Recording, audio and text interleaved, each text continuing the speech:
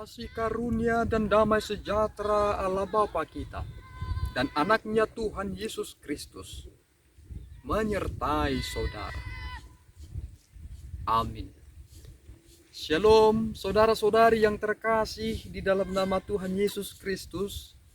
Senang bisa menyapa saudara di tempat saudara berada hari ini.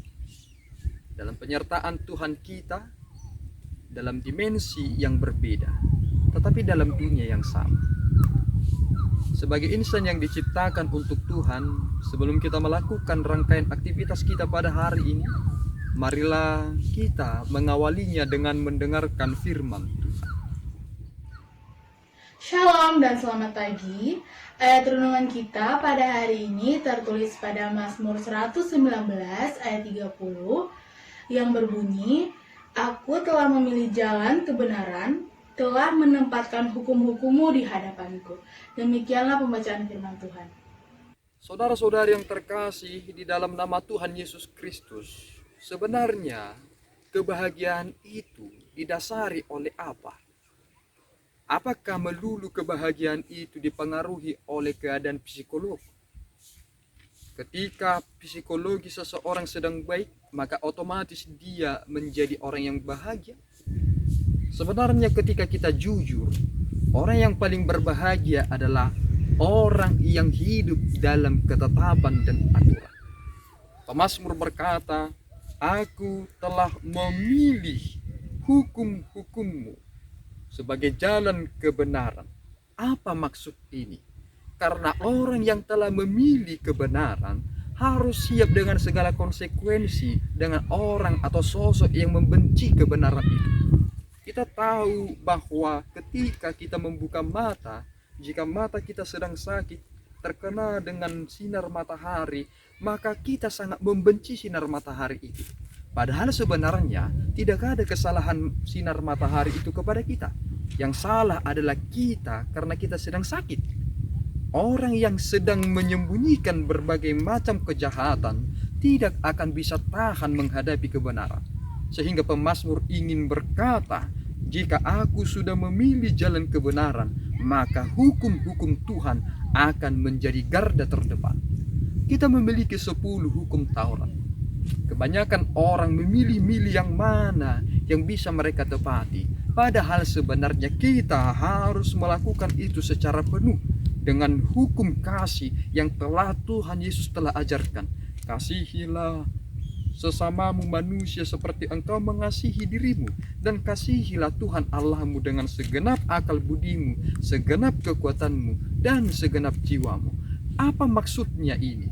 Karena ternyata kita adalah hidup dalam dunia yang penuh dengan carut marut. Jika kita tidak berada dalam tuntunan Roh Kudus menuntun kita kepada kebenaran, melihat dalam hukum-hukum Taurat, maka kita akan bisa sama dengan dunia ini. Hukum itulah yang memelihara kita, yang menjaga kita supaya tidak satu jiwa dengan orang-orang yang tidak memiliki aturan. Tidak ada agama, tidak ada negara yang tidak memiliki hukum. Semua negara memiliki hukum mereka masing-masing. Mengapa penting hukuman?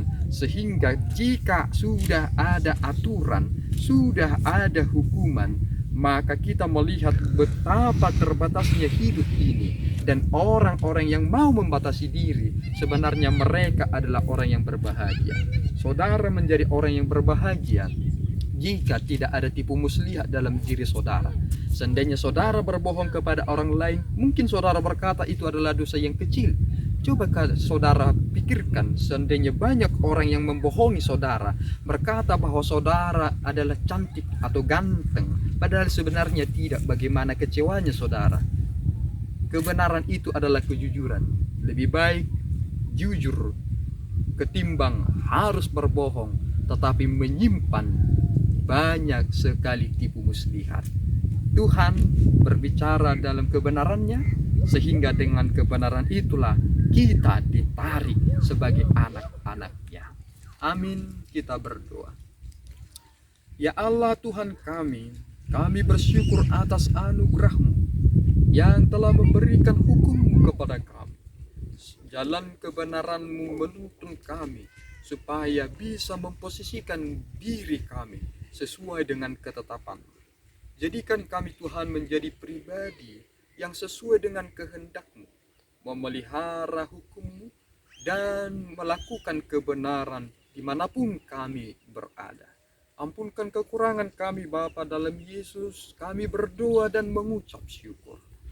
Anugerah Tuhan kita Yesus Kristus, kasih setia Allah Bapa, dan persekutuan Roh Kudus menyertai saudara. Amin.